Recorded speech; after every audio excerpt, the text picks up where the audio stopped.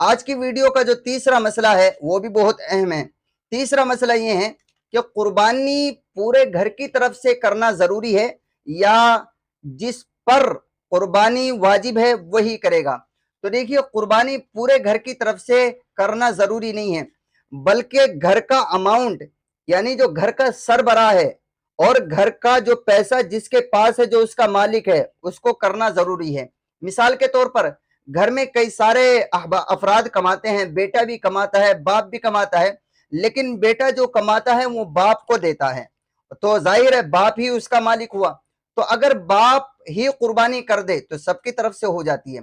لیکن اگر ایسا ہو کہیں کہ بیٹا جو کماتا ہے وہ اپنے پاس رکھتا ہے اور اپنا بینک بیلنس بناتا ہے، باپ جو کماتا ہے اپنے پاس رکھتا ہے، اور دونوں صاحب نصاب ہیں، یعنی اتنی مالیت ان کے پاس ہے جتنی مالیت سے وہ 52.5 تولہ چاندی خرید سکتے ہیں، تو دونوں کو الگ الگ قربانی کرنا ضروری ہے۔ یہ تیسرا مسئلہ ہے۔